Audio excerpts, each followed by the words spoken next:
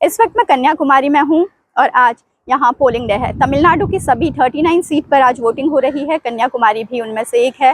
कन्याकुमारी भारत का एकदम दक्षिणी छोर है। यहाँ की ज़्यादातर आबादी फिशिंग में लगी हुई है। मछुआरा कम्युनिटी यहाँ काफ़ी है। हम उनसे बात करेंगे कि उनके क्या चुनावी मुद्दे हैं, वो सरकार से क्या चाहते हैं। और चुनाव में हमने देखा कि कच्छादेवु का इशू काफ़ी उठा था, इसको लेकर काफ़ी बात हुई थी। सत्ता पक्ष ने बात की थी, विपक्ष ने उसका जवाब दिया था। तो हम मछुआरों से, उनके परिवार से ये भी जानना चाहेंगे कि क्या कच्छादेवु उनके लिए कोई मुद्दा है और सरकार को लेकर वो क्या सोचते हैं और उनकी क्या उम्मीदें हैं। हमारे साथ इस वक्त हैं ए लिबिन और हम कन्याकुमारी में एक पोलिंग बूथ के बाहर खड़े हैं। ये खुद तो टीचर है लेकिन इनका पूरा परिवार फिशिंग में लगा हुआ है। तो हम इनसे जानेंगे कि फिशिंग कम्युनिटी के, जो मछुआरा कम्युनिटी है, उनकी क्या इश्यूज़ हैं। आजकल बहुत बड़ा समस्या चल रहा है मछुआरों के लिए। सबसे पहले उनको एक हार्बर की समस्या है। जब हाई टाइड होता है उस टाइम मछुआरों को अंदर जाने के लिए बड़ी मुश्किल होता है। कभी कभी कुछ लोग मर भी जाते हैं। तो सुरक्षित रूप से एक हार्बर की ज़रूरत है। और उसके बाद क्या होता है, अंदर मछली पकड़ते समय उनको कभी एक्सीडेंट हो जाता है, मर जाते हैं। तो उन बॉडियों को ढूंढने के लिए हेलीकॉप्टर चाहते हैं। ये सब निवारण हो जाता है तो मछुआरे बहुत खुश है। और आपने कभी की है, क्योंकि आपका पूरा परिवार इसमें लगा हुआ है, आप टीचर हैं, तो आप कभी गए हैं? हाँ जी, मैं गया हूँ। बचपन में मैं स्कूल सही से नहीं जाता था, चुप हो जाता था। तो मेरे घर वाले जबरदस्ती मछली पकड़ने के लिए लेके जाते थे। मुझे बहुत मुश्किल पड़ा। मैं उस दिन से नमस्ते कर लिया मछली पकड़ने का। और आज तक मैं एक दिन भी छुट्टी नहीं लिया स्कूल में। मैं अभी MA BEd कर चुका हूँ, एक दिन भी मैं कभी छुट्टी नहीं लिया। यदि बीमार होता हूँ फिर भी जाता हूँ। मैं उस दिन जो सीख लिया था उससे। तो क्या सीख मिली? मतलब इतना टफ है हाई सी में जाके फिशिंग करना, क्या क्या चुनौतियां हैं उसमें? बहुत टफ है उधर जाना। मैं 5 मिनट अंदर समुद्र के अंदर गया तो मैं उठ भी नहीं पाया। और कुछ मेरे आर्मी लोग दोस्त हैं, जब वो भी बहुत मछली पकड़ना चाहते थे, जबरदस्ती मैं भी कभी एक दिन मछली पकड़ने के लिए जाना है और मैं अंदर लेके गया। वो लोग सब उल्टा वॉमिटिंग कर दिए और उसके बाद बोले हम कभी समुद्र के अंदर नहीं आएंगे। समुद्र के किनारे घूमने के लिए मछली पकड़ने के लिए आएंगे, लेकिन अंदर आना बहुत मुश्किल है, इस तरह का। और जिसको अंदर जाना और मछली पकड़ने का आदत है उनको बड़ी समस्या नहीं होता है। फिर भी अपने बच्चों को ये सिखाते हैं कि मैं जो कठिन परिश्रम कर रहा हूँ, वो मुसीबत में हूँ, वो मुसीबत तुमको नहीं आना है। इसलिए आप लोग अच्छे से पढ़ाई करो और मछली पकड़ने के लिए मत आओ जी। तो आज पोलिंग है, लोग वोट देने जा रहे हैं। आपको लगता है कि ये सारी चीजें सोच के, क्योंकि आपने खुद भी वोट दिया होगा, आपके परिवार ने वोट दिया, ये सारे मुद्दे हैं चुनाव के? हाँ जी, हमने पहले बता दिया। कुछ लोग अपने मुद्दे पर इन सब का जो मदद करने वाले हैं उनके लिए लोग वोट देंगे। और कोई लोग किसी अंदर मकसद रखते हुए वोट के लिए आते हैं, उनको नहीं देते। जो मछुआरों के लिए मदद करते हैं उन्हीं लोगों के लिए लोग वोट देंगे। हमारे गांव से पूरा उन्हीं लोगों का वोट मिलेगा। Per year, one person those who are holding the fisheries card, okay, they will provide around 6,000 rupees. 6,000 for 2 months annually, because you 6,000 for one term. For one term, yeah, for 2 months. Yearly once they will provide actually. So which is a very meager amount actually. Within 6,000 rupees we can't spend anything by using that 6,000 amount. जो ये पहला issue बता रहे हैं कि जो fisherman हैं वो 2 महीने के लिए फिशिंग के लिए नहीं जा पाते हैं समंदर में।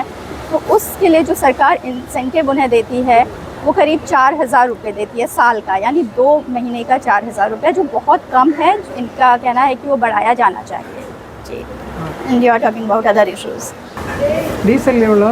மாசம் எங்களுக்கு 700 லிட்டர் 1 month. ஓகே. பட் ஒரு நாளைக்கு எவ்வளோ? ஒரு நாளைக்கு ஒரு நம்ம ஒரு வாட்டி போனோன்னா எவ்வளோ லிட்டர் செலவாகும்? போகிறது 100 லிட்டர். ஒரு நாளைக்கு ஒரு மாதத்துக்கு நம்ம எவ்வளோ போவோம்? அப்புறம் எவ்வளோ நமக்கு செலவாகும் ஒரு மாதத்துக்கு? ஒரு மாதத்துக்கு செலவு எப்படி ஒரு 20 லட்சம் ரூபா? இல்லை லிட்டர் கணக்கு. லிட்டர் கணக்கு? லிட்டர் கணக்கு ஒரு 3000 லிட்டரு அதில் வந்து 700 லிட்டர் மட்டும் லிட்டர் எங்களுக்கு தராங்க. because one time in a month if you going in for shipping means fishing like with this boat like this boat we used to put around 3000 liters of diesel in a month. Number of times it will differ actually, 1 2 times 3 times 10 times may differ, but in a month around 3000 liters per diesel, but government is giving only 700 liters only in the subsidy. It's only 700 rupees. Other rest of things we have to spend actually for a month.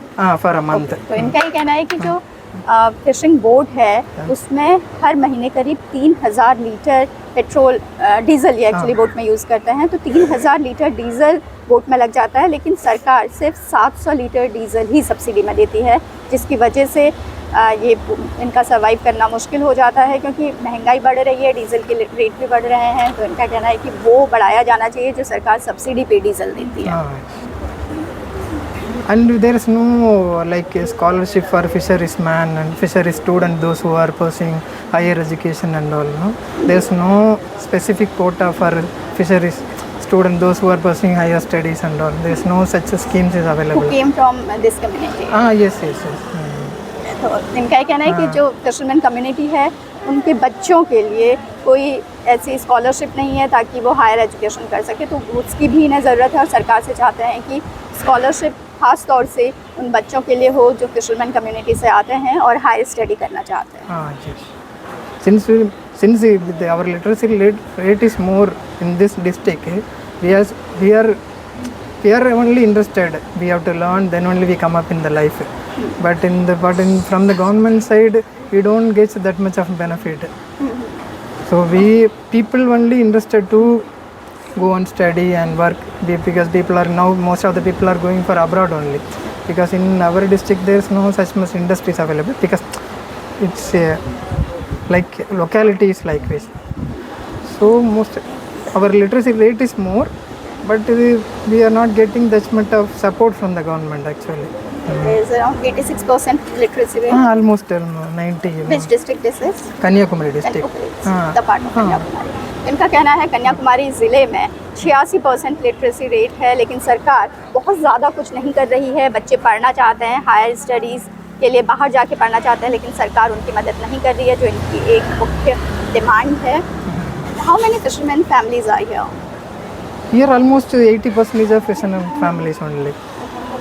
Even though they are fisheries families, we are all educated only actually. Even if you take any of the family, at least 1 or 2 members will be graduated only. So your family is... After graduation, most of the people are going for abroad, and some of the people are going for fishing. But youth don't want to go for fish? No, because nowadays likewise agriculture only, we are not getting that much of income. If we go by one time or 1 month, if you own a boat, or if you go as a daily wage workers are there, they will get around per day around 750 or 1000 rupees only in a day. But if there are some seasons you can't go in the sea due to the sea conditions and all.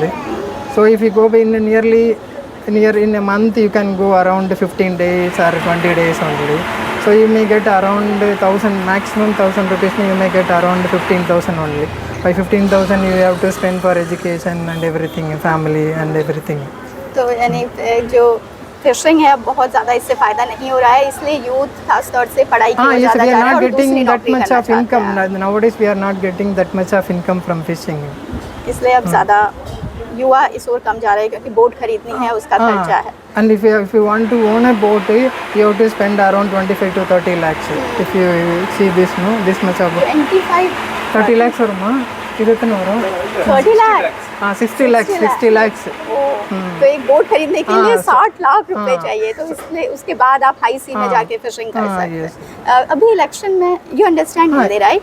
I understand yes. अभी election में कच्छातीवू बहुत issue बना था। Kachativu, but in our area we are not going nearby Rameshwaram and all. We are using the Arabian Sea only. because if you go by the Rameswaram and Then only Thoothukudi you will go to area, Sri you are Lanka. using that Bay of Bengal. So that time you can go, you have a option to go there. So they might face some problems.